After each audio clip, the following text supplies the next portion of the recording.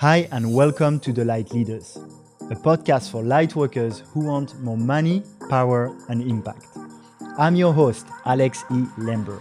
I believe that we are currently in the middle of a global awakening of humanity and that leveraging entrepreneurship is the fastest way to raise the consciousness of our planet.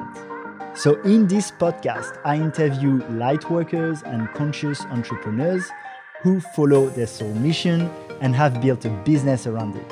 I call them light leaders, and this is the new paradigm. You will hear their stories and, more importantly, receive tools, tips, and strategies on how you can also impact more people and grow your business while following your soul mission. If you hear little nuggets you love and you'd like to share, screenshot this episode and share on your Instagram stories. Make sure to tag us at the Lightleader Podcast and we will repost. Hey, before we jump into that interview, there is a phone. I really want to talk to you about this one. It's called the Clear phone. So it's not run by Google or by Apple. It's a different operating system. It's a really good smartphone and I'm really excited about it because if you have educated yourself on what happens to your data when you use Apple and Google, well, often they will use your data and sell it to advertiser and use so much of it. So this is a phone that's encrypted and decentralized and it's run on the blockchain. I'm super passionate about it. It's also a really good smartphone. They ship almost everywhere in the world. So if you're interested, go to thelightleaders.org/clearphone, clear like it's clear, phone, and you'll find more information there. You can also become, like me, a brand ambassador. I'm so passionate about it. So yeah, see you there and enjoy this episode. Hi, and welcome to this new episode of The Light Leaders. Today, I'm with Rhonda Swann. She is the CEO of the Unstoppable Branding Agency and a brand and marketing strategist. She helps CEOs, executives, and solopreneurs to grow their personal and professional brands human to human. After spending nearly a decade working in PR and marketing for Fortune 400 companies and multi-million-dollar brands and startups, Rhonda knows what truly drives conversions, sold-out launches, and how to get her clients featured in top-tier publications. Rhonda has landed coverage in print and broadcast outlets around the world, being featured in Forbes, Entrepreneur, Inc. Success, Business Insider, ABC, CBS, NBC, and CNN, Thrive Global, Medium, and BuzzFeed. In addition to her extensive PR and marketing experience, Rhonda is a trained business coach and holds a MBA in business and marketing. Rhonda, welcome to the show. Why, thank you. That's like a mouthful. Yes, I'm super excited to have you. I've been wanting to have you in the chair for It's my pleasure. Quite a bit because I'm super excited to have the people who listen hear about your expertise on building a brand, especially. That's what a lot of people want to do here, listening and watching the show. But first, what are you grateful for today, Rhonda? Oh, I'm grateful for the oxygen in my lungs. Truly, if you think about it, like around the world, there's so much bad air quality and people are inside of their home. So here we are in Bali and we've got fresh air, we've got pure breeze, and I am grateful to be living in Bali for the air that is so freely blowing through my lungs every day, really. Especially now, less tourists, less traffic. Exactly. The air's even Bali better. is like nice and clean and clear.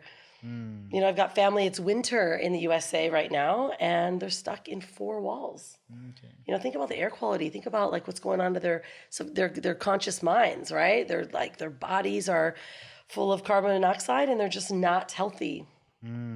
So grateful to be in Bali for this and so many other reasons for sure. I love the listeners to, in a snapshot, know a bit what you stand for and what's your business. So can you share a bit about your greater why, your vision, and how what you're doing in the world, your actions, your business, bring that vision into manifestation? Yeah, all right, that's a big question.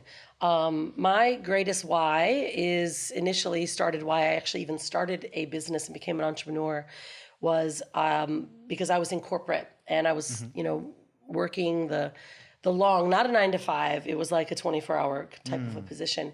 And I witnessed a woman that had a 6-week-old baby put her daughter in daycare. And she was about 15 minutes to one of our Monday meetings. And my boss said, if you are ever going to keep this job and you want to put food on this baby's plate, you're going to be there on time. And I sat there because that was my boss, who I was taking her place. And I thought, if I'm going to be like that woman, who am I to other women? Who am I to, be the example to being able to raise a child and be the primary influence in their life? So my mission started there. Initially, I'll be totally honest, I went through my MBA and all I wanted to do is just make money. I want to get the big job. I wanted the big car. I wanted to live that, society's taught American dream. And I was going for it and I was doing it. However, I was empty. My husband and I were sleepwalking in the hallway. Every morning, he was a robotics engineer, and we were just, putting time in to make the money. And we were living really superficial lives. And so my mission then started on how can I be a bigger example to women that you can have your cake and eat it too. You literally can raise a family. You can be a powerful woman that makes her own income, and that you can truly have the life that you dream of as long as you believe in it and you focus and you become really good at what you're doing. And so that's really became part of my mission. I quit my job in 2004. I was one of the first women that generated $1 million with Google Ads working online. I started working with Perry Marshall, who's like the godfather of marketing. And I just learned how to be really good at Google Ads. And I then realized that was just selling products at the time. And I started working directly with Bob Proctor, Robert Kiyosaki, Zig Ziglar, and I became one of their resellers of personal development products. So my world changed because of the programs, but my life changed because of what I was learning. And as I started to build it and learn how to, keywords and how to actually find the right people that wanted the products that I had, is when I started to build a brand. Because I was just a widget, right? I was just an ad. But when I became a human being, a heartbeat that people were finding that had and offered these personal development programs that changed my life, then my business and my world began to change. So that took me on a really deep path on learning branding and how to make it very human to human, not just selling. So many people out there just trying to sell stuff. And I think right now, especially more than ever, the way that the world has shifted, everyone's trying to be online. However, if you are just looking to sell something, you're going to be, floating. Russell Brunson, who I love dearly, he always says, you're in the Red Sea or in the Blue Sea. How do you become competition irrelevant, right? And that's becoming unique and building a brand. And so that's what put me on, this path. And it's now been, I quit my corporate job. Now it's been over 16 years. And I retired my husband. I've been the primary influence of my daughter's life from the day that she was born. I raised her and, have now maintained that mission, which is showing other women that you can do it too. Yes, and I think he will keep the conversation more around building the brand and how that can benefit the listener. But you have also such an incredible life with your family, the unstoppable family with Brian, the unstoppable surfer, and Annalee that I'd love to have on the show too. Yeah. So it's very inspiring how you've built a family going around the world and empowering your child. So that's definitely something, like we can see you've challenged a lot the assumptions, the status quo, and done things your way, but in a better way. Yeah, it's interesting when to relate the family stuff to the branding is actually how it really started. And when I got very clear on what we wanted to be for the world, and a brand, of course, has to have values, right? So it's the foundation of development of a brand is your values. And so I started developing our Unstoppable Family. I always say it's like an umbrella. Like your main umbrella brand is Unstoppable Family. However, underneath it is Unstoppable Mama, which is my personal brand. Unstoppable Surfer is my husband. Unstoppable Girl is Hanalei. Now I have Unstoppable Agency. My husband has Unstoppable Beard. So if you think about it, that family that has all the values, that brand is what allowed us to really create this multi-tiered layer of a brand. And I think that's really important for people to realize, because you just have to go with the foundations. Like, what is it that you really want to be seen as, and how do you want to be perceived? And for us, it was all about our values. You know, like, who are we? How do we want people to relate to us? And that's trickled through everything that we do now. Do you feel that sometimes people have a bit of resistance to the concept of brand? I'm talking maybe also in spiritual circles, where there could be a rejection of some of the consumerist part, you know, and brands we can associate it with Gucci or those big luxury fashion brands. And do you find that people have that resistance? Well, I think that there is a group that has a hard time on the spiritual side and on the financial side, right? The entrepreneurs and the spiritual, there are some that it clashes for them. However, it shouldn't be that way, because if you believe in true abundance, like, I pray every day to the Creator, right? And I asked Creator to give me the gifts, to use my gifts in the right way, so that if money and currency continues to come my way, I will be the keeper of the abundance, because I will use it for good. And I think that happens often. I see this in the spiritual communities, the medicine communities, even in the entrepreneurial communities, right? They have a hard time looking at spirituality. They're like, that does not belong in business. I'm like, well, but that is who you are. So if you are able to blend the two, but know that, you know, I typically, a lot of it comes down to how people were raised. They think that money was the root of all evil, right? Or that if I'm giving my gifts, that's a gift, and I shouldn't ask for money. But it's about how you value yourself. You absolutely should, if you're giving someone a gift, or you have experiences, or you've done so much work to get to the point that you can serve or heal someone, then why shouldn't they be willing to offer? And I think in the spiritual world, they call it the exchange, right? It's called currency for a reason. It's energy. It's energy exchange. So why shouldn't we then exchange money? So I think that there is a bit of a conflict that happens in both worlds. However, those that know how to blend the two, those are the winners. Those are the ones that serve more, because they've got more revenue and money to give back more, right? And they are using that money for good. And that's so relevant on money. And that's why this is called the light leaders. I like to say it's going from light worker to light leader. Yeah, right. And having that impact with different energies, but definitely money is an important one in our world. Also, in terms of the brand, I feel like some people have a resistance to maybe label themselves. That creating a brand, especially when we talk about a personal brand, is limiting. Ask me more what you mean by that, because if you're the brand, Alex, because you are, that's just part of your company brand. You are the brand. You're the heartbeat, right? So it's not limiting. That could limit you. However, because if you're the brand, the personal brand, you could have light leaders. You could have light anything. You could have leaders of. You can have all these things underneath it. So it doesn't limit you. What limits is when they stamp themselves as, that's the only brand I am. See, this is the difference that I make with our clients, is because they do get pigeonholed if they're a course creator, right? They're like, oh, I'm only, like the Good Life Project. But that's a program they created 10 years ago that they really want to separate from. However, if you brand yourself as the heartbeat of a company or all those things under the umbrella, then you have so much more freedom. Okay. So do you recommend people usually to have a personal brand and then a different brand that they create? That well, it just depends on objectives, right? So many companies, they want to sell. So if you want to sell, then you need to be the personal brand. The company needs to be, or what you do, or the product of what you do, and you build that out so that it can be sold. But you still maintain yourself as the personal brand. See, I see this often. Like, for instance, look at Gary Vee. Look at Richard Branson. They're in the front.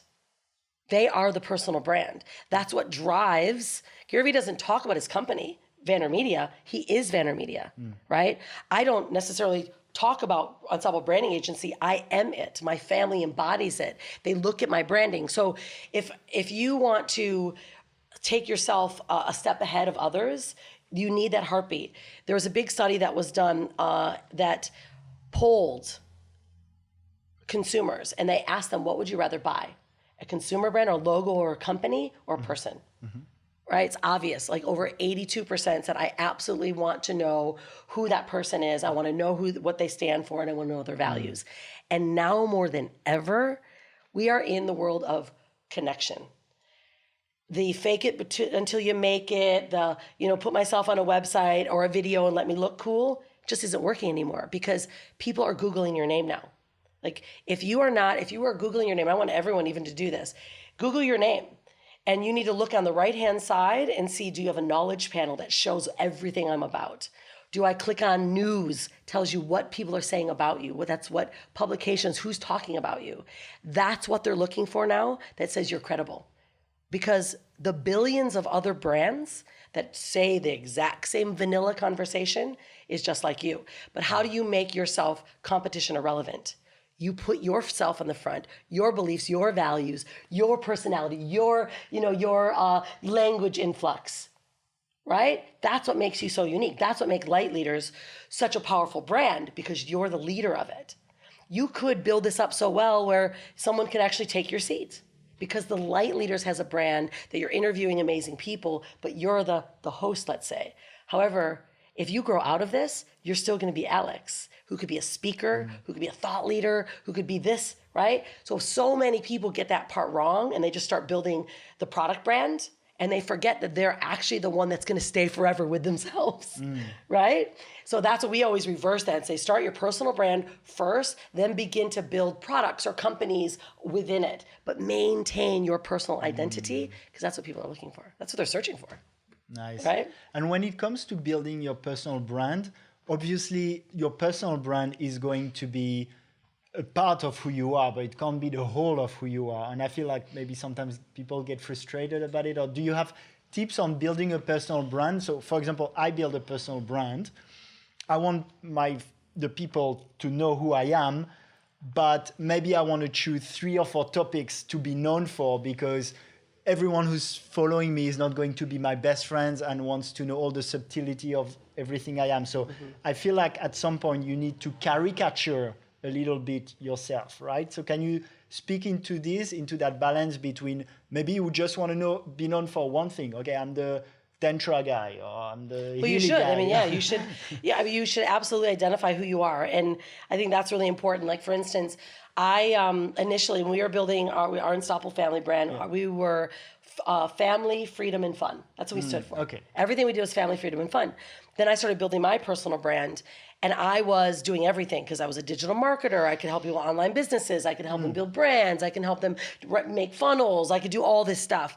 And I got I call it vanilla. Like, we got to go for chocolate. Like, what makes you super unique and like chocolate? So for me, I create sexy brands. People know me, I want a sexy brand, because I coined the phrase that we create sexy brands and turn them into profit-making machines, right? So we look at what is it that you do, and what is the desired outcome of your client or your customer. My clients want a profit machine. They want a sexy brand that not only looks beautiful, the message is clean. It's and the message, I always say that it passes the grunt test. What is it? The grunt test. Do you know what that means? No. So, for instance, imagine if you were going up to a caveman and you were to tell them exactly what you do. And you said what you did, and the caveman's like, oh, I got it, right? You pass the grunt test, because cavemen are known to probably not have as much smarts as many.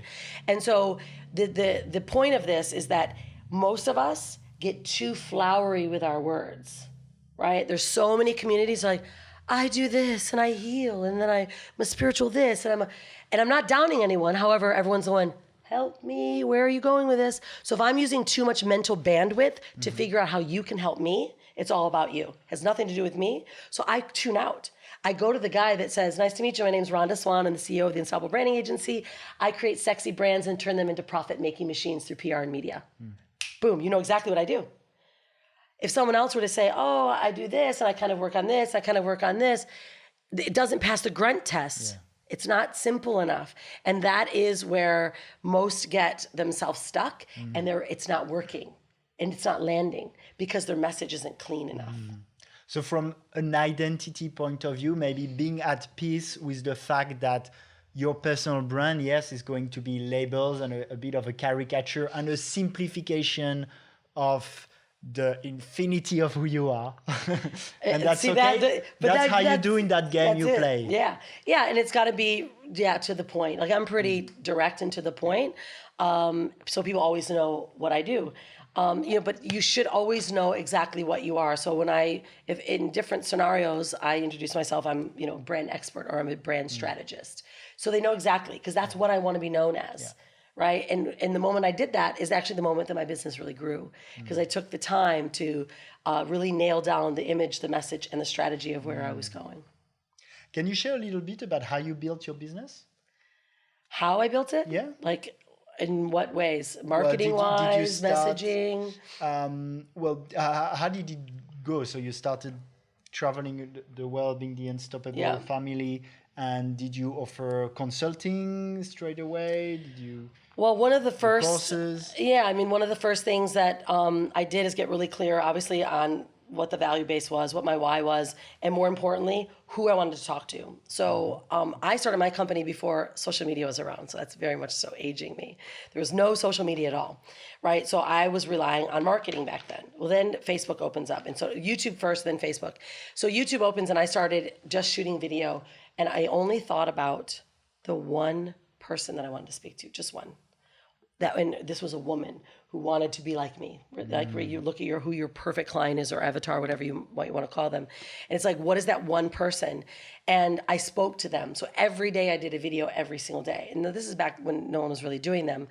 And I started to get very clear on my message and what I wanted to do.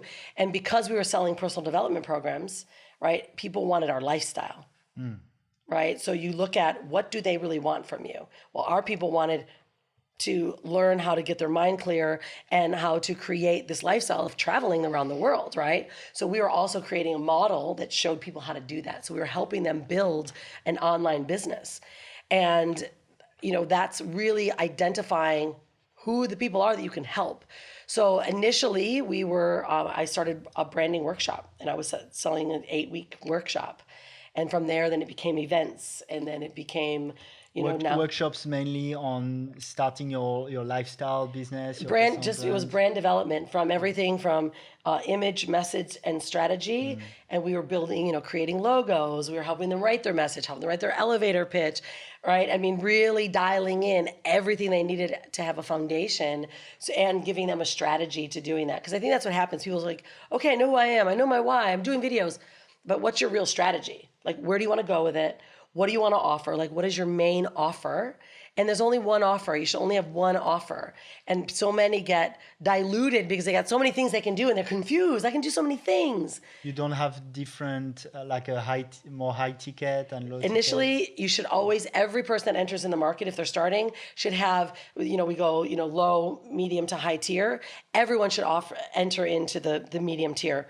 And why is that? Well, it's because if you start low ticket, let's say you do a course for $500, you're going to go broke by the time you sell it. So you need to go in where you can actually have a personal touch, right? I always go mid. Did you say 500 for low tier? Yeah, 500 for low tier, let's say 2,000 to 5,000 for medium tier, okay. And then anything above that, for high tier, and of course then events. But what happens is, if you go mid-tier, so that's like moderate touch, right? So it could be not one-on-one coaching, it's group coaching. I never want anyone ever to go straight to one-on-ones because what happens? You burn out. You only have so many hours in the day. So go for group coaching, create a methodology that you can be known for. Like mine is the sexy brand building formula. That's the methodology I created. Launched over 162 new brands and products just in 24 months alone because I followed a system. So people know what you're known for. They know that your methodology works. Now you teach in group. And then from the group, you start building a digital course, right? From the recordings right? And then you sell the digital course. So I always tell everyone to go to moderate and then you upscale into higher ticket, maybe some one-on-one coaching, if not into events. Okay. And that's what you found a really good formula for. Well, for making revenue, it's right. Revenue. So you can help a lot of people by doing one-on-ones, but are you helping yourself? Yeah. And what do you think, I'd say from the people I've had in this chair, so we have people doing online courses, group coaching, one-on-one coaching. We have network marketing also. Do you want to, have you worked with that? Network marketing? Yeah, network marketing was I was the number one, whatever you call them. I don't even know what they called them, any representative back in the day, back in 2006. Okay. I worked for a personal development company named Liberty League International. We were a $100 million company, and I was the number one, I guess, team builder, if you will. I kind of forgot the lingo. It's been a while. And it was because I knew how to convert. I knew how to teach my team how to convert. And it all came down to providing them the right tools so that they could also convert. Because the companies don't really care. They don't even want you to build a personal brand. They want you to sell them. So I taught everyone how to build a wedge in between the company and their personal brand, right? Your personal brand needs to be the wedge between the company, so that anytime if I ever wanted to leave, which I did, that no one even knew that there was a company behind me. They wanted me.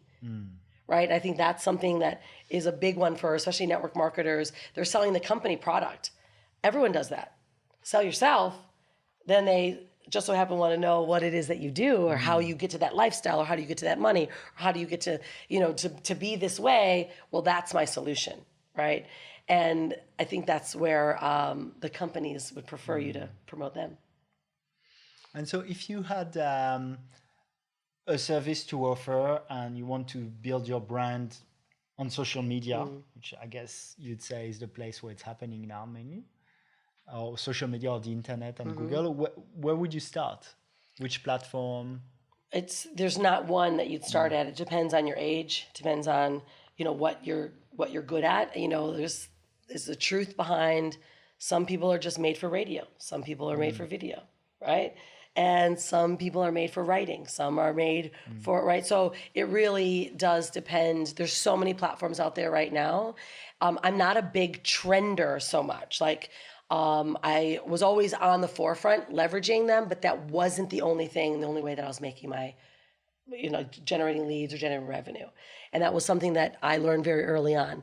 Don't put your eggs in one basket, right? Make sure that you have a quality organic stream. So that's where building a quality brand comes from. Understanding, and starting using SEO so that your name gets anchored in Google index for who you are, what you do. And then you use social media, paid ads, right? Organic forms of traffic to start driving the awareness scale. And there's really no one specifically. However, there's so many that you could leverage that could be for anyone, right? Like Clubhouse is out. We're just starting to tap into Clubhouse because it's bringing us back to where it used to be, where I used to kind of have people call an 800 number, and I would do conference calls. Like, this is what Clubhouse is, and I would do that all day long. And people would come, and I would just start educating, and that's how I built my business with an 800 number early on. So I think it really comes down to who people really are and where they want to leverage, because it really all works. All of it works. You just have to be committed and consistent. Do you have tips for people who don't want to be too much in the hustle, on how you can be smart on being consistent and dedicated, but without spending too much time always being on screens? So like smart ways to do it. Yeah, 4 hours a day is really what everyone should be working, and they should map out 1 hour of media, whatever their social is. So whatever that hour is that you're going to do, that should be, if it's stories, if it's posts, if it's, video, whatever that might be. If you're going to do it on an organic daily, pick 1 hour. And the other 2 hours should be revenue producing activity. Income producing, revenue producing, things that are selling for you, whether it's a webinar, whether it's talking to leads. I mean, this is like really big because everyone gets so lost in what to do every day. And at least those 2 hours have to be targeted focus. I mean, shut the doors, no kids, no distractions, no eating, no this, literally 2 hours. You can get so much done in that amount of time. And then the other is follow-ups. So 4 hours a day, you could literally completely cover everything that's needed, especially for an online business.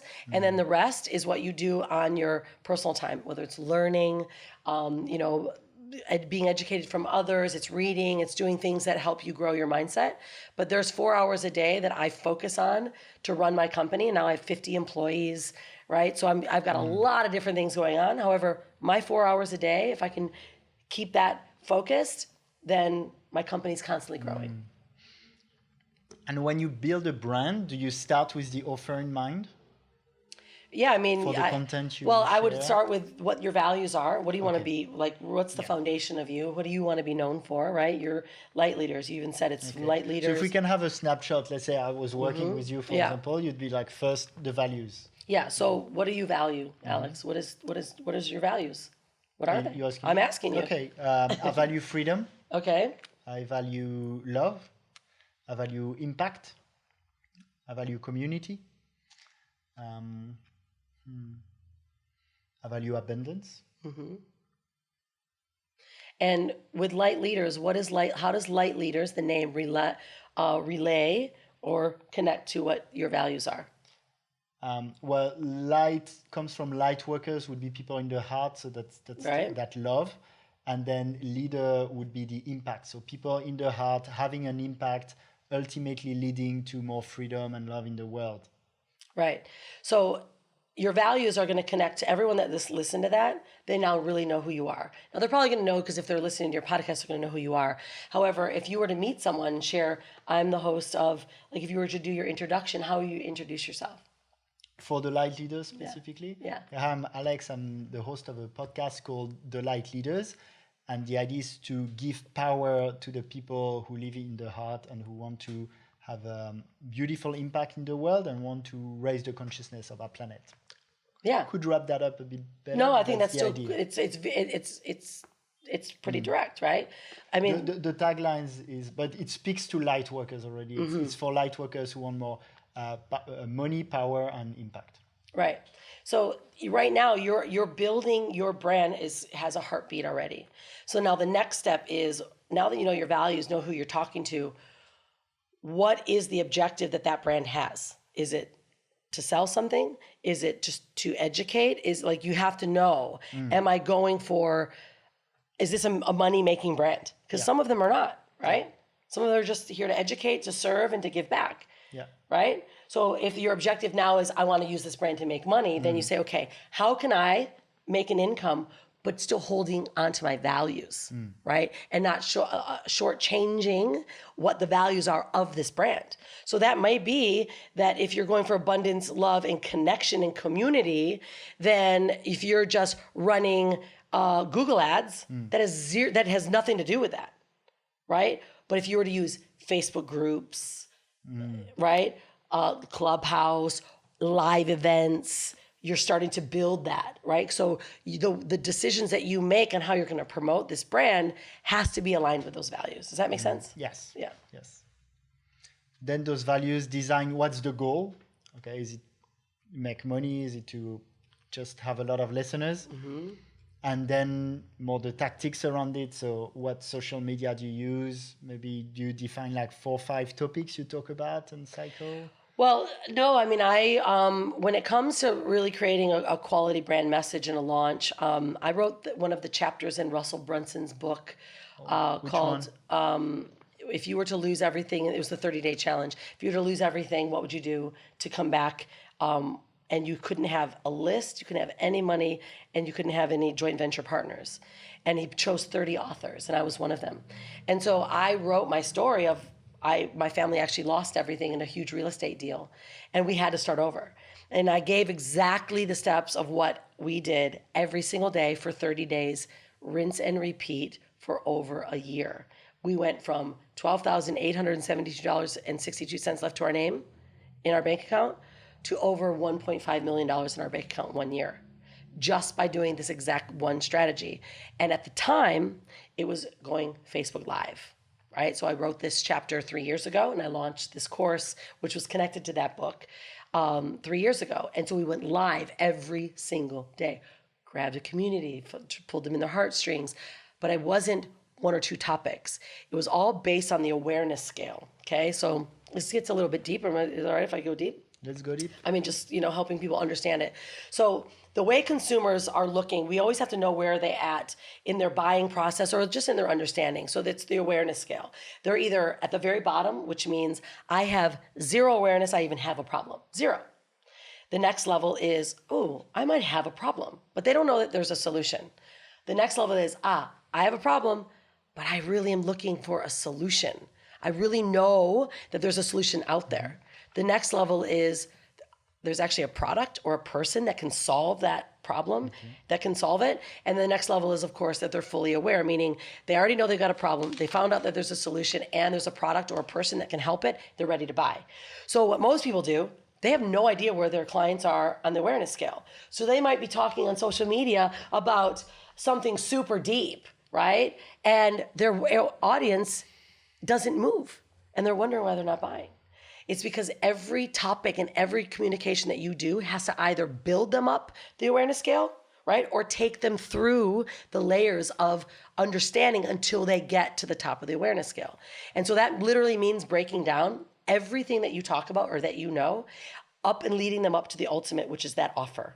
It's either a webinar, it's work with me, or it's an application, or it's a discovery call, whatever that might be for coaches and consultants. And that right there is probably one of the biggest winners and how I went from literally 12 grand to 1.5 million, because all I did is think about who's that one woman? What can I offer, my ultimate offer? What do I need to tell her every day for 21 days? We do a 21-day cycle, and then the last week is follow-ups. So every day, 21 days, what do I need to say to keep them, which I called the Pied Piper. I don't know if you know what that is. Like, it was an old fable, and he was like, the Pied Piper played this flute, and all these little mice were like, right? And they got him into the cage, right? Now, that's kind of a bad analogy because I'm not trying to capture my people, but that's what it as in essence is like you're speaking into their existence, into their awareness, that they're realizing, wow, this person knows me. They know what I'm going through. And I have a problem. I didn't even know that I had limiting beliefs that's stopping me from having success. That's a problem. Wait a minute, there's a solution. I mean, I can actually unpack this. I can rewire my neurotransmitters. I can actually look at my limiting beliefs and break it down all the way down when I was 4 years old, when my mom told me that we couldn't make any money. Like, that's ridiculous. However, that's what it is, right? And then, so there's a product, there's a man, there's an Alex that can help me do this stuff. I'm totally aware he's my man, right? So that's the process of really, truly knowing what you do, how you do it, and who you can help, and then moving them through the awareness scale. That's how we launch products. That's how I launched everything. And I still do it that way. It's pretty simple. Super helpful. Simple, but super helpful. What's your vision about what's happening at the moment? There's a lot of opportunities with the online world. I don't know if it's something you want to share about, but like personally, I also find social media is getting, I feel a bit less aligned because I feel there's been a lot of censorship, at least from the Facebook ecosystem. Like how do you feel this whole social media culture evolving right now? We're still in the middle of I don't really, I only use social media to inspire someone. So my personal page is only for inspiration. And I think that the world is completely fucked up. And that the contrived messages that people have been giving when it comes to marketing messages are being probably mostly exposed. And in order for people to really, truly build something that has impact and that can really land for someone, they have to tap into themselves and get very real. Very, very real. And to look at all of, the limiting beliefs that they have, because right now, Google just did this report, over 1 million domains were bought in like 3 months. And that's not even that many. However, it's a lot if you think about the amount of people that are buying links and websites. They're all diving online. So we've got to be very transparent. I think that's why people are loving Clubhouse, because people are just truly giving and they're sharing from their heart exactly what they know. And it's about authenticity right now. Social media, I think it's going to be gone really soon. It's going to be? Gone very soon. Whoa. I think Facebook will be gone within 6 months, if not a year. Whoa. I think it'll be gone. I've already prepared my 4 months transition. Yeah, you should. Yeah, absolutely. And because it's no longer real. It's garbage, right?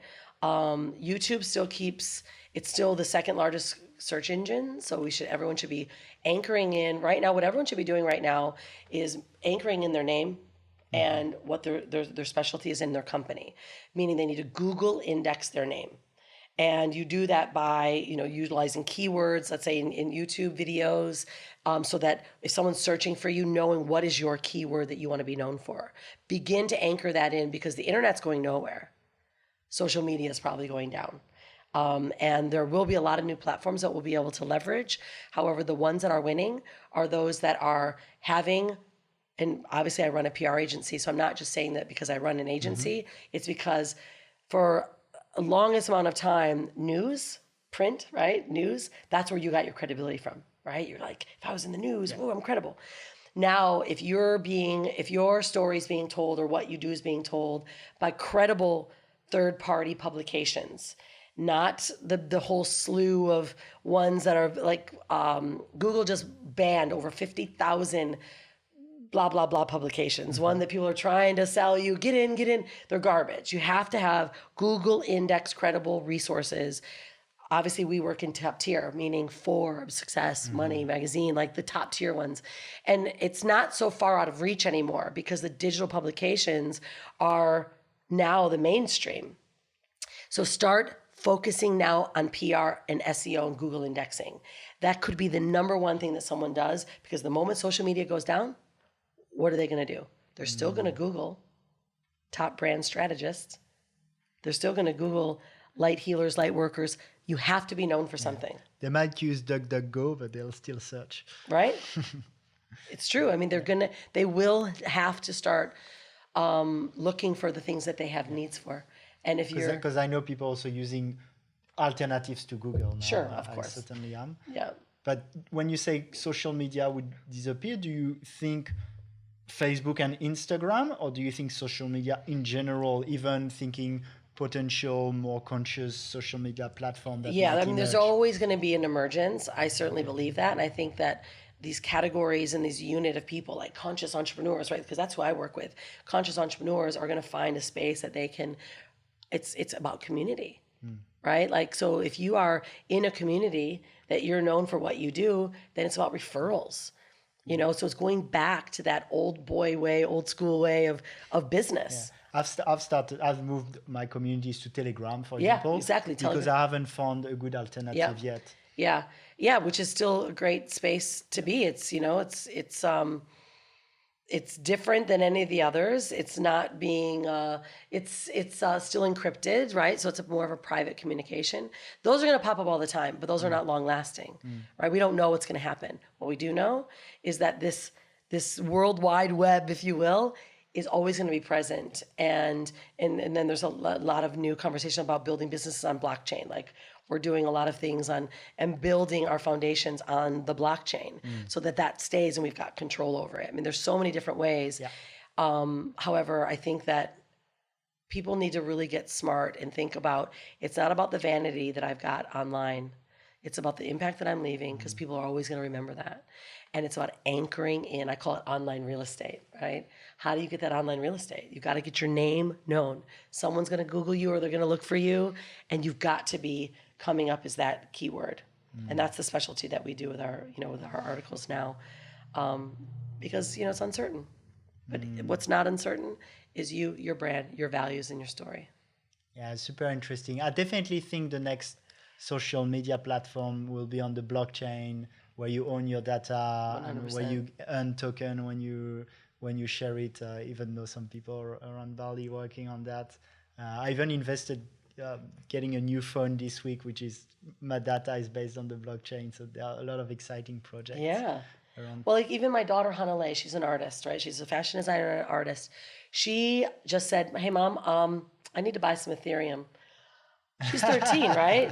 So she's like, she goes, Mom, I need to be on this platform. It's on the blockchain. I think it's called Reddit, or I don't remember the exact name. It just passed through my mind.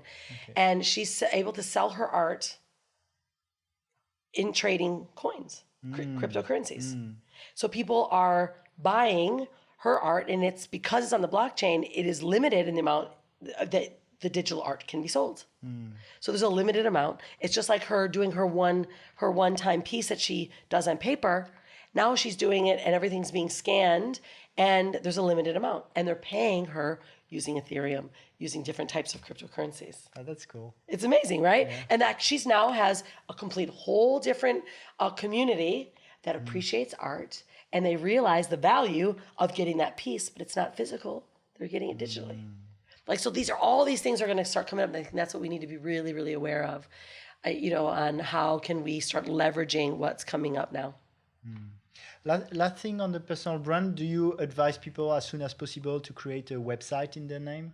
100%. That's another Google indexing, right? Like, you need to buy your namesake. In fact, I just found out my name was owned by another woman, Rhonda Swann. I bought Rhonda R. Swann, and sadly, she just passed away. And I just found out, I got an alert that domain came available. That's almost impossible to get your name back. And so I got my name back, Rhonda Swann, not Rhonda R. Swann.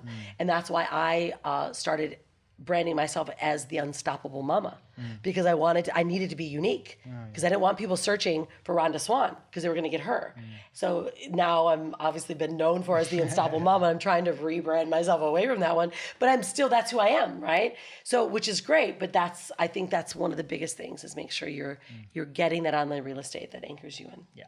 I've changed a bit my name because mine was a singer from American Idol. Really? So it was hard to outrank. Right? It's so true. And that's when we start to get really super unique, right? Like, what do we want people to call us? And then we just start claiming it and naming it. Yeah, I've changed my name for URL purposes. You have? Yeah. What is it now? Well, it was Alex Lambert, yeah. and then I changed to Alex Lambert without the T, because then you wouldn't find the American Idol. And then now it's Alex E. Lambert, but that's more there's a numerology to name, and that's something to do with, you communicate with the universe with your name, and I wanted a name that's more aligned with certain frequencies, but I won't go into that. Well, just own all of it then, right? Anything around it, just own its own kid. Alex E. Lambert. All right, okay.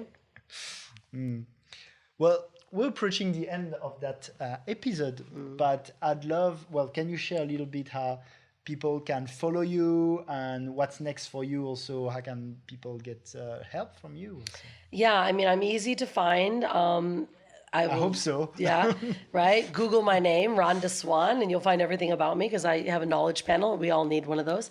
And I am on social. However, it's really simple to find me if you just, RhondaSwann.com takes you directly to all my socials and everything.